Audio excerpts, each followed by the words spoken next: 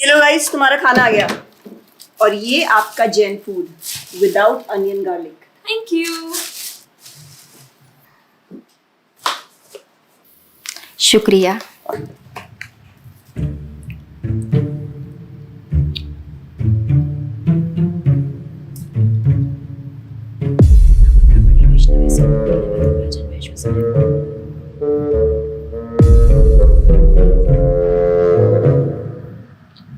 Sorry guys,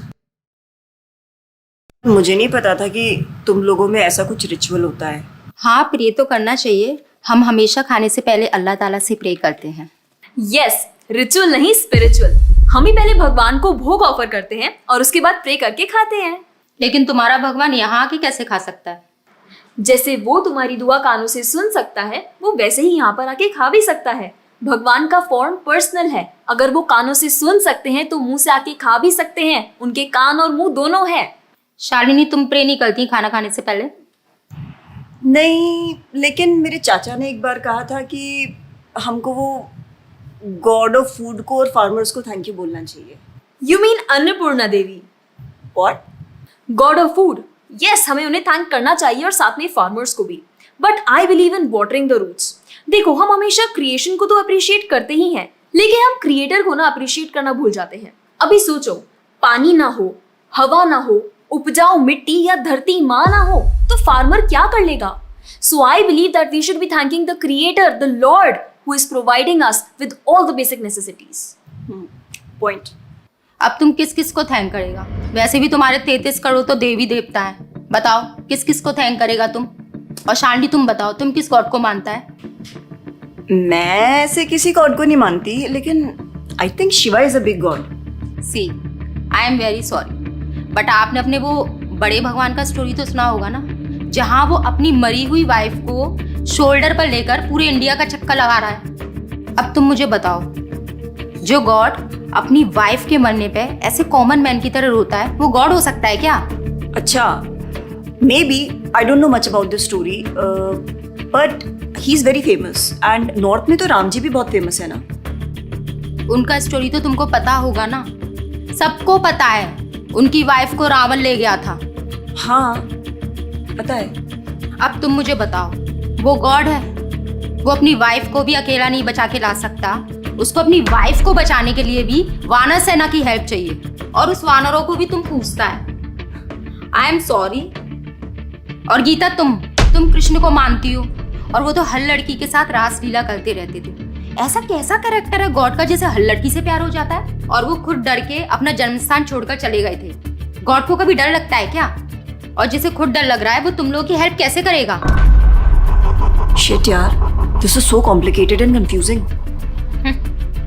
It is confusing because you are following the wrong path. It is very beautiful and sacred. I will show you the right path. Enough, Asifa. I know what you're trying to do. And Shalini, कुछ भी confusing नहीं है। You know what the problem is कि तुझे पता ही नहीं है, क्योंकि तूने आज तक शास्त्र ही नहीं पढ़े हैं। तो पता कैसे चलेगा कि क्या सही है और क्या गलत? जन्म कर्म च मे दिव्यम एवं योवेति तत्वतः त्यक्त्वा देहम पुनर्जन्म नैति मामेति सो अर्जुना। भगवान की लीलाओं को समझना इतना आसान नहीं है। उसके लिए शास्त्रों का अध्ययन करना पड़ता है, और वो भी एक प्रामाणिक गुरु के अंडर रह के उनकी शरण लेके। अब अगर तुमने शास्त्र पढ़े होते तो तुमको ये पता होता कि शिव जी ने जो इमोशंस उसमें दिखाए थे वो शोक नहीं, विरह था। विरह विरह दोनों सेम नहीं होते क्या? Let's start from the basics.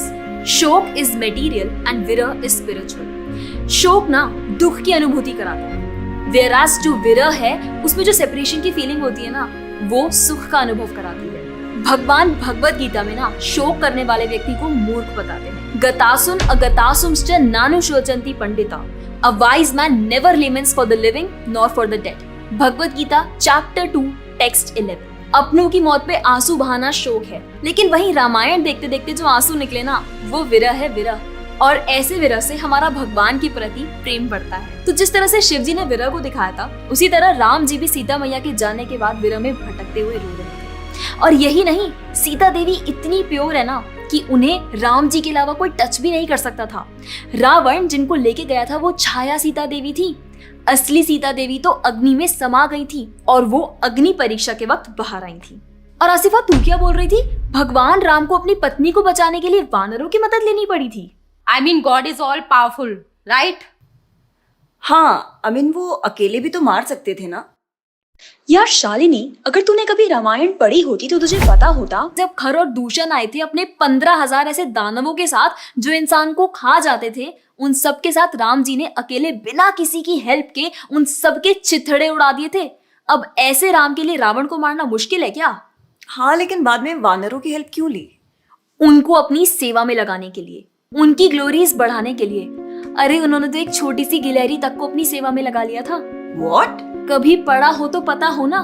खैर, और हम हनुमान जी की पूजा इसीलिए करते हैं क्योंकि भगवान तक पहुंचने का रास्ता उनके भक्तों की सेवा है। जब भगवान देखते हैं कि मेरे भक्तों का गुणगान हो रहा है या कोई सेवा कर रहा है तो वो बहुत खुश होते हैं। जैसे मैं तेरी मॉम के सामने अगर तेरी तारीफ करूं तो वो खुश होती है ना। पॉइंट।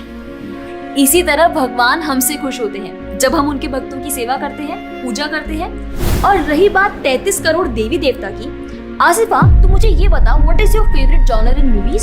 Psychological thriller. और शालिनी तेरी? Romantic and comedy. एग्जैक्टली। जैसे हर किसी का अपने नेचर के अकॉर्डिंग फेवरेट जॉनर होता है, वैसे ही भगवान ने हर किसी के नेचर के अकॉर्डिंग व्यक्ति के लिए उसके नेचर के अनुसार वेद और पुराण दिए हैं। और उन्हीं पुराणों को फॉलो करके लोग अपनी देवी देवता की तरफ अट्रैक्ट होते हैं। और ये सभी देवी देवता भगवान की ही सेवा कर रहे हैं। जैसे रोशनी के देवता सूर्यदेव, हवा के देवता वायुदेव, बारिश के देवता इंद्रदेव। जैसे एक सरकार चलाने के लिए इतनी सारी पोजीशंस होती हैं, वैसे ही इस पूरे ब्रह्मांड को चलाने के लिए अलग अलग देवी देवताओं की जरूरत पड़ती है। तो मतलब वो अपनी पोजीशन का मिसयूज करेंगे, किसी भी लड़की के साथ कुछ भी करेंगे, रास लीला करेंगे। Stop it Asifa, now you are crossing the line. तुझे पता ही क्या है कृष्ण के बारे में? जो लोग बोलते हैं कि कृष्ण करे तो रास लीला है, हम करें तो कैरेक्टर ढीला है, उनको बोलो पहले भागवतम पढ़ लें। ठीक रास लीला से पहले भगवान ने गोवर्धन उठाया था। उनको बोलो पहले जाके गोवर्धन पर्वत उठाए। पैदा होते ही पूतना को मारा था, बच्चे से एक मच्छर नहीं मारा जाता। When he was crawling, मुख में ब्रह्मांड दिखा दिया था। तू अपने मुंह में अपना ये हॉस्टल ही दिखा दे आसिफा। क्या तुम जानते हो द्वारका में भगवान श्री कृष्ण की 16,108 रानियां थी और सबके अलग अलग महल थे और हर एक महल में श्री कृष्ण सबके साथ होते थे एक ही समय पर। रोज सारी रानियां कृष्ण से खुश थीं और उन सब की जरूरतें कृष्णा पूरी करते थे। क्या किसी नॉर्मल से इंसान के लिए ये सब संभव है? आज के टाइम पे तो एक ही नहीं संभलती, लेकिन उस टाइम सारी रानियां एक दूसरे के साथ खुश थीं और उन्हें खुश कृष्ण रखते थे। क्यों? क्योंकि वो भगवान है। और रही बात ब्रज की गोपियों के साथ रास लीला करने की, तो इतना जान लो कि रास लीला के टाइम पर करोड़ों गोपियां थी और कृष्ण पूरे टाइम हर एक गोपी के साथ मौजूद थे और उनके साथ डांस कर रहे थे एक टाइम पे करोड़ों गोपियों के साथ। ये सब बहुत डीप लीलाएं हैं और ये सब तभी पता चलेगी जब साधुओं के संग में रह के शास्त्रों को पढ़ा जाएगा। हवा में तीर चलाने से या सुनी सुनाई बातों पर यकीन करने से कुछ नहीं होने वाला। और रही बात अपने भक्तों को बचाने की, तो भगवान ने तो अपने भक्त परीक्षित महाराज को गर्भ में बचाया। 5 साल के प्रहलाद महाराज के लिए नरसिंह अवतार लेकर आए और उनको बचाया। यहाँ तक कि वो अपने गुरुदेव सांदीपनी मुनि के बेटे को मरने के बाद वापस लाए और उनको जिंदा किया। आई एम रियली इम्प्रेस्ड यार। हिंदू होते हुए भी मुझे फैक्ट्स पता ही नहीं थे। मेरे पेरेंट्स ने मुझे कभी इन सब चीजों के बारे में बताया ही नहीं। हाँ, पेरेंट्स की तो गलती है, लेकिन हम भी तो वही कर रहे हैं जो उन्होंने किया। We are not learning about our culture, not reading Ramayan, Mahabharat और भगवत गीता। आजकल तो ये सब कुछ रीड करना बहुत इजी भी है and everything is available on our phones. And the problem is that we don't want to learn. और इसीलिए हमें कोई कुछ भी बोलता है और हम उसे मान लेते हैं और अपने बिलीफ को चेंज करने के लिए रेडी हो जाते हैं। एक्चुअली में पता है, किसी का हार्ट ट्रांसफॉर्म करना है तो प्यार से करो, ज्ञान से करो, पैसे और तलवार से नहीं। और अब बारी आपकी है। अगर आप भी चाहते हैं कि कोई एड़ा गेड़ा नत्थु गेड़ा अगर आपको कुछ भी ना बोल जाए, आपका बेवकूफ ना बनाए, तो जाइए और अपने कल्चर के बारे में जानिए, ग्रंथ पढ़िए और अपने बच्चों को भी पढ़ाइए। और अगर आप खुद एक बच्चे हैं तो अपना समय यहाँ बर्बाद मत करें। ये वीडियो खत्म हो गया है, जाइए भगवत गीता पढ़िए, थोड़ा पढ़ाई वढ़ाई करिए, भक्त बनिए और फोन वोन चलाना बंद करो। जब देखो मोबाइल में लगे रहते हो। Jokes apart, I think you got the message. तो जितना हो सके अपने ग्रंथ पढ़िए, कल्चर को जानिए और जाकर इस वीडियो को जितना हो सके उतना शेयर करिए ताकि कोई और लड़का या लड़की इस केरला स्टोरी का शिकार ना बने। Thank you so much for watching. Hare Krishna. और हाँ, इस वीडियो को लाइक करें और भक्ति टुडे चैनल को सब्सक्राइब करें। खुदा हाफिज। हरे कृष्णा। अगर आपको हमारा वीडियो पसंद आया है और आप हमारे मीनिंगफुल स्पिरिचुअल मैसेजेस को ज्यादा से ज्यादा लोगों तक पहुंचाना चाहते हैं और इस चेंज का हिस्सा बनना चाहते हैं तो हमें सपोर्ट करें। आप हमारी वीडियोस और इक्विपमेंट्स को भी स्पॉन्सर कर सकते हैं। डिटेल्स डिस्क्रिप्शन बॉक्स में है। See you next time. Hare Krishna.